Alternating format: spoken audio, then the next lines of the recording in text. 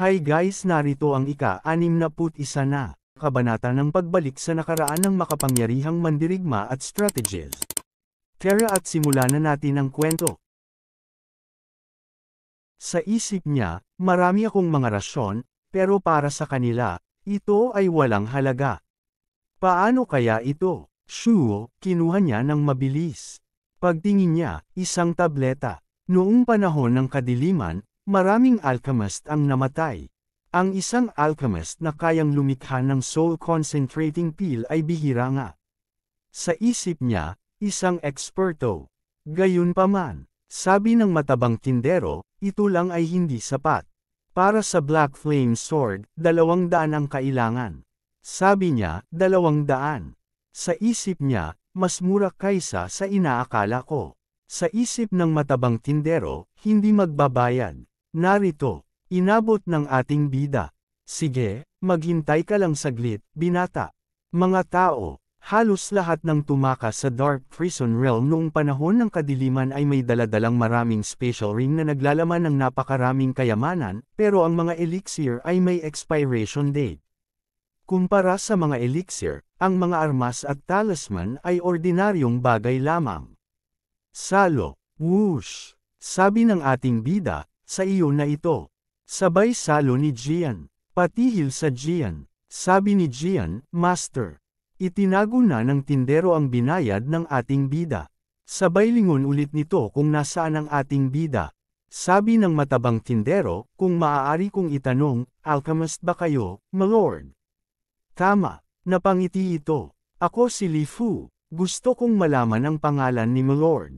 Anong pamilya ang pinaglilingkuran mo? Wala akong kinabibilangang pamilya. Tungkol sa aking pangalan, sa tingin ko ay hindi mo na kailangang malaman iyon. Sa isip ng matabang tindero, isang alchemist nga, may kakayahan at bastos. Sabi ng matabang tindero, my lord alchemist, ang ating pamilyang Divine Flames ay laging gustong kumuha ng alchemist. Kung handa kang sumali sa ating pamilyang Divine Flames, anumang hiling mo, maipapaabot ko iyon sa ating patriarch. Tatanggihan ko ang pagsali sa inyong angkan. Ayaw kong mapigilan. Tungkol naman sa pakikipagnegosyo, hindi naman imposibleng mangyari. Gusto kong malaman kung paano ka makikipagtulungan sa amin. Maaari naming bigyan ka ng maraming alchemical ingredients. Sabi ng ating bida, hindi ako kulang sa mga materyales para sa alchemy. Tungkol naman sa kung paano tayo makikipagtulungan, wala pa akong maisip ngayon. Narito lang ako ngayon para magtingin at bumili ng ilang bagay na maaaring makuha ang aking atensyon. Ang matandang tindero ay tumigil na sa pagsunog. The 7th floor, mayroong 2 bantay, napakaraming gwardya. Sa isip ng ating bida, umalis na si Li Fu. Dapat kong tingnan ng mabuti ang palapag na ito. Patuloy ang paglalakad. Sabi ng ating bida, walang mga customer sa antas na ito. Mukhang hindi nila pinapayagan ng sinuman dito. Kahanga-hanga. Ang bawat isa sa mga ito ay isang mahalagang kayamanan mula sa sinaunang panahon, at ang bawat isa sa kanila ay may sariling gwardya. Kabanata 166, Lumilipad na kutsilyo. Sa isip ng ating bida, pagdating ko rito, dapat akong bumili ng ilang gamit para dalhin pabalik. May napansin siya. Ang mga ito ay Arcane Scrolls.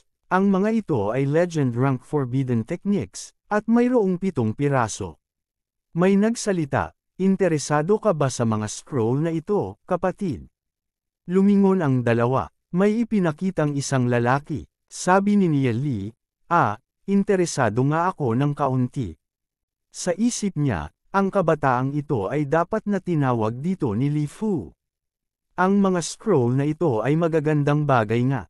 Ang problema lang ay lahat sila ay mula pa sa panahon ng kadiliman, kaya ang demon blood sa kanilang ibabaw ay medyo malabo na ngayon. Dati, sinubukan ng ilan na gamitin ang mga ito, pero hindi na ito magagamit. Ang mga scroll na ito ay naging mahalagang pero walang silbing mga bagay. Pinakita ang scroll. Sa isip niya, ang dugo ng Legend Rank Demon Beasts ay hindi madaling mawala. Sa kaunting pagproseso, ang mga Inscription na ito ay muling sisikat ng maliwanag.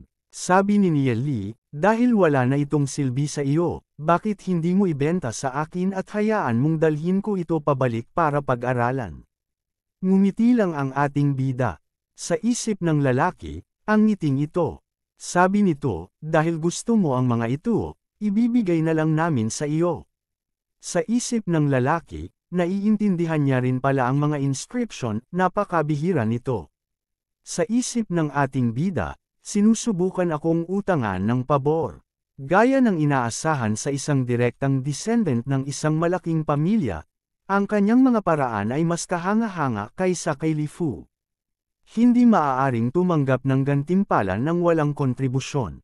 Gusto ko nga ang mga ito, pero hindi ko lang sila kukunin ng libre. Shing! Tumunog ang special ring ng ating bida. May nilabas siyang isang maliit na lagayan. Paano kung palitan ko sila ng bote ng elixir na ito? Sa isip nito, elixir na naman. Ang gusto ko ay ang isang alchemist ay may utang sa akin, kaya kahit anong elixir ito, tatanggihan ko. Sa ganoong paraan, makakahiling ako. Walang takip. Inamoy ng lalaki ang nilabas ng ating bida. Ito ay, sabi ng lalaki, hehe, kung gayon ay magalang kong tatanggapin ang iyong kahilingan. Mula ngayon, kung may kayamanan dito na makuha ang aking atensyon, papalitan ko ito gamit ang elixir. Inaakala kong ang pamilyang Divine Flames ay walang anumang pagtutol. Sabi ng lalaki, syempre wala. Maaari mong piliin ang mga kayamanan dito. Sa isip nito, ang mga elixir na tulad nito ay imposibleng tanggihan. Isang alchemist na kayang maglakad-lakad ng ganoon kadali sa Dark Prison Realm. Tiyak na hindi magkakamali sa pagbuo ng magandang relasyon sa kanya. Tumatawa ang lalaki. Sa isip ng ating bida, ngayon, wala akong sapat na puhunan para makipagnegosyo sa isang pamilya na tulad nito, na may legend rank expert. Makikipag-ugnayan lang muna ako sa kanila. Kinuha na niya ang mga arcane scroll at itinago na. Magpapatuloy ako sa pamimili. Naglakad na sila. May nakita siyang isang bilog na bagay. Hindi niya pinansin iyon at dumiretso na sila. Patuloy na naglalakad. Aha, sa wakas ay nakita ko na. Isang attributeless item. Sa isip niya, ang mga lumilipad na kutsilyong ito ay marahil ay gawa gamit ang Tiny Divine Crystal. Ang Tiny Divine Crystal ay isang attributeless item, na napakamatindi, na kayang madaling tumagos sa depensa ng kalaban. Ang ganitong uri ng material ay maaari lamang maisaaktibo ng attributeless soul energy, kapag na-infuse na, ito ay magiging invisible, na ginagawa itong perpekto para gumawa ng lumilipad na kutsilyo. Sa isip niya, gayunpaman, hindi ko lubos na maintindihan ang mga inscription na ito, at ang bawat isa ay may iba't ibang set din. Nagtanong ang ating bida sa lalaki, magkano ang tatlong kutsilyong ito? Ito. Ang tatlong lumilipad na kutsilyong ito ay ipinamana mula sa sinaunang panahon. Ang mga ito ay walang kapantay na makapangyarihan, ngunit sa kasamaang palad, hanggang ngayon, walang nakakapag-activate sa mga ito. Sabi ng lalaki, gayunpaman, ang ating pamilyang Divine Flames ay hindi basta-basta nagbebenta. Sa isip ng lalaki, ang hindi pagpayag na magbenta ay nangangahulugan na naghihintay sila ng sapat na presyo. Paano kung 10 bote ng Soul Tempering Elixir? Natatakot akong kailangan kitang bigwan, kapatid. Sa isip ng ating bida, kahit 10 bote ng Soul Tempering Elixir ay hindi sapat para makuha ang kanyang interes. Maaaring ang pamilyang Divine Flames ay hindi talaga balak na ibenta ang mga ito. Sa totoo lang, ang tatlong lumilipad na kutsilyong ito ay gawa sa Tiny Crystal. Tungkol naman sa kung mga bagay ba ito mula sa sinaunang panahon, hindi ko masabi. Ang Tiny Divine Crystal ay may espesyal na katangian, na ito ay makikiresonate lamang sa isang attributeless na tao. Bukod dito, ang mga inscription sa tatlong lumilipad na kutsilyong ito ay napakakomplikado, at nangangailangan ng isang taong pamilyar sa mga inscription para maisaaktibo ang mga ito. Maaari kang makahanap ng isa sa bawat 1,000 attributelas na tao. Dagdag pa ng ating bida, tungkol naman sa mga nakakaintindi ng mga high-level na inscription, iyon ay mas mababa sa isa sa 10,000 tao. Kung itatago mo ito para sa inyong sarili, maaaring hindi ka makahanap ng angkop na may-ari, kahit na ilang siglo pa ang lumipas. Kaya tiyay Divine Crystal pala. Ang ganitong uri ng material ay ganoon nga. Ang Dark Prison Realm na ito ay puno ng panganib. Kahit ang pamilyang Divine Flames ay maaaring maharap sa isang hindi inaasahang krisis anumang oras. Ang isang hindi magagamit na armas ba ay mas kapaki-pakinabang kaysa sa mga soul tempering elixir na ito? Sabay turo sa 3 kutsilyo. Tama nga iyon. Gayunpaman, 10 bote ng soul tempering elixir ay malayo sa sapat. Sa isip ng ating bida, syempre hindi sapat. Ang mga materyales para sa isang kutsilyo ay sapat na para bumili ng 100 bote ng soul tempering elixir. Sa isip niya, pero sa mundong ito, hindi magagamit ang parehong kalkulasyon. Sabi niya, gusto kong malaman kung paano balak makipagpalitan ng pamilyang Divine Flames. Nag-isip ang lalaki, paano kung 100 bote ng soul tempering elixir? Nag-isip ang ating bida. 100 bote ng soul tempering elixir. Masyadong mahirap. Wala akong ganoon karami. Sa isip ng lalaki, wala siyang ganoon karami. Totoo, limitado lang ang bilang kahit sa buong Dark Prison Realm. Sabi ng lalaki, kung gayon, ilang soul tempering elixir ang handa mong ialok, my lord? Sabi ng ating bida, 50 bote lang ang maibibigay ko. Sabi ng lalaki, aha, 50 bote ay kulang na kulang. Iyan lang ang meron. Maaari rin silang palitan ng ibang elixir. Dapat ay katumbas man lang ng 80 bote ng soul tempering elixir. Sige, sa isip ng lalaki, mukhang gusto niya talaga ang mga ito. Huwag mo akong sisihin kung kikita ako sa iyo. Mayroon akong ibang uri ng elixir dito, ang Scarlet Flame Body Tempering Elixir. Paano kung 2 Scarlet Flame Body Tempering Elixir para sa isang Soul Tempering Elixir? Sa isip ng lalaki, Scarlet Flame Body Tempering Elixir. Napakakatulong nito para mapataas ang paglilinang ng mga mandirigma. Ngumiti habang nag-iisip. Ang body tempering elixir na ito ay malayo sa pagiging kapaki-pakinabang gaya ng soul tempering elixir. Sabi ng lalaki, kailangan mo nang hindi bababa sa 3 body tempering elixir para mapantayin ang isang soul tempering elixir. 3 body tempering elixir para sa isang soul tempering elixir na lang. Kawawa naman ako dahil ang 3 lumilipad na kutsilyong ito ay nakakuha ng aking atensyon. Narito, 50 bote ng Soul Tempering Elixir at 70 bote ng Scarlet Flame Body Tempering Elixir. Narito ang 3 lumilipad na kutsilyo, pakisiguradong ligtas ang mga ito. Sa isip ng lalaki, yumaman ako, nakilala ko ang isang tanga na alchemist. Dahil sa mga pilang ito, ang aking posisyon sa pamilya ay tiyak na lubos na mapapabuti, at ang titulo ng tagapagmana ng pamilya ay akin na.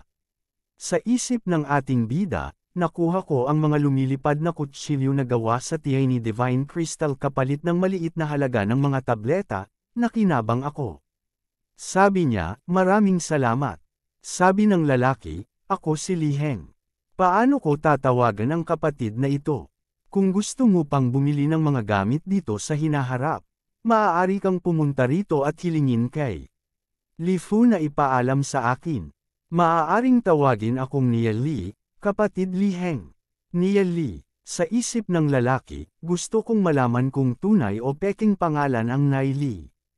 Babalik ako, aalis na muna ako ngayon. Sabi ng lalaki, sige. Mag-ingat ka, ihahatid kita palabas. Sa isip nito, mukhang nagbabantay pa rin siya sa atin. Sa tingin ko ay hindi na kailangang pilitin siyang kumuha. Sabi ng lalaki, sa pakikipagnegosyo, dapat tayong maging matyaga. Master, gumamit tayo ng napakaraming mahahalagang tableta, pero napalitan lang natin ito ng mga bagay na ito. Pagkatapos ng lahat, sa lugar na tulad nito na kulang sa mga halamang gamot, ang mga tableta ay mas mahirap makuha kaysa sa mga kayamanan. May inabot ang ating bida kay Gian, huwag kang mag-alala. Narito, may 1,000 bote ng bawat tableta dito, magagamit mo ang mga ito ayon sa gusto mo, at humingi pa kapag naubos mo na. Hindi makapaniwala si Gian sa kanyang narinig. Matapos hindi makakita ng bago, nakahanap si Niali ng isang inuuan sa bayan, at binayaran ang halaga ng 6 na bag ng pagkain para sa 8 araw na pananatili. Pinakita ang ating bida na may ginagawa ito. Nakalatag ang kanyang mga pinamili. Tingnan natin ang mga scroll na ito muna. Binuksan niya ang isa, anong lakas ng energy field. Ang demon blood na ginamit sa calligraphy ay malabo na. Nag-iisip siya. Ito ay isang summoning type legend rank forbidden spell. Gusto kong malaman kung anong nilalang ang tatawagan nito. Ang karamihan sa mga tao ay hindi alam na ang mundong kanilang tinitirhan ay may maraming iba pang subsidiary realms, kabilang ang Dark Prison Realm na kinaroroonan nila ngayon. Bukod dito, ang Dark Prison Realm ay isang maliit na subsidiary realm lamang. Ang ilang subsidiary realms ay napakalaki, at puno rin ng panganib, tulad ng Colossal Abyss Demon na umatake sa mansyon ng City Lord, na tinawag mula sa Abyss Realm. Bukod sa Abyss Realm, mayroon ding Blizzard Realm, Lightning Realm, Infernal Realm, at marami pang iba. Ang pangunahing mundo ay may mga dimensional gate, kung saan maaaring magbalik-balik ang mga tao sa pagitan ng pangunahing mundo at ng mga subsidiary realms. Habang ang mga forbidden summoning spell ay ginagamit upang tumawag ng mga makapangyarihang life forms mula sa mga subsidiary realms na ito. Ang karamihan sa mga life forms ay nakikinig sa utos ng summoner, pero may mga exception din. Pero ang antas ng pinsalang ito ay maaayos pa rin. Mabuti na lang, mayroon akong mga kinakailangang materyales. Mas mabuting lumayo, baka madumihan ko ito. Umuusok ang binuksan niyang lalagyan. Kumuha siya ng upuan. Hinay-pa niya ang usok. Clear Mixing Potion, isang mahiwagang potion na maaaring gamitin sa demon blood para maibalik ang lakas nito. Itinaktak niya ito sa kanyang palad. Ipinahid niya ito. Bigla itong lumiwanag. Nagpakita ang pattern. Perpektong naibalik. Ano kaya ang 6 pang scroll? Ilang sandali pa, lahat sila ay legend rank elemental o functional scrolls. Oras na para sa pangunahing pangyayari. Pinakita ang 3 kutsilyo. Kinuha niya ang isa. Pinagmasdan itong mabuti. Ang mga pattern ay napakaluma nga. Tama si Li Heng. Pero hindi ko alam kung ano ang kahulugan ng pattern. Kung mag-i-inject ako ng Soul Force, nag-iba ang kulay ng kutsilyo. Naglabas ito ng apoy. Mas tumindi pa ang apoy. Ang apoy ay gumawa ng pattern. Ang attributeless materials ay nagpakita ng apoy, dapat ito ay gawa ng mga pattern, at ipinapakita rin ito ang sinaunang mga salita na Scarlet Flames. Ito ba ang pangalan ng 3 lumilipad na kutsilyong ito? Nilagyan niya rin ng Soul Force ang 2 kutsilyo. Ang pangalan ng kulay asul na kutsilyo ay Scarlet Shield. Ang pangalan ng kulay itim na kutsilyo ay Scarlet Void. 3 lumilipad na kutsilyo, bawat isa ay may iba't ibang attribute. Mukhang ito ay gawa ng isang dakilang master. Sa loob ng Legend Realm, ito ay tiyak na isang napakahalagang kayamanan. Ang Thunder God's Meteorite Sword ay maaaring malakas, pero hindi ito bagay sa mundong ito. Hindi ko pa nga magagamit ang isang 10,000 bahagi ng lakas nito ngayon. Habang ang set ng lumilipad na kutsilyong ito ay gawa sa mundong ito, magagamit ko ang hindi bababa sa 60% ng kanilang lakas. Sa wakas, isang bagay na sulit na dalhin ko. Umuulan. Habang lumilipas ang panahon sa paglilinang, ang mga tao sa Dark Prison Realm ay nagpatuloy sa kanilang normal na buhay, nagpupumiglas araw-araw para mabuhay. Ngayong gabi ang itinakdang oras para makipagkita kina Ninger at sa iba pa. Duan Jian, Peak Black Gold Rank, Nia Li, 1-star Gold Rank. Matandang Angas, naglakas loob kang kunin ang aking gamit, tingnan natin kung hindi kita papatayin. May napansin ang ating bida. Tiningnan niya ito. May isang malaking lalaki na humahabol sa matanda. Pinakita ang matanda.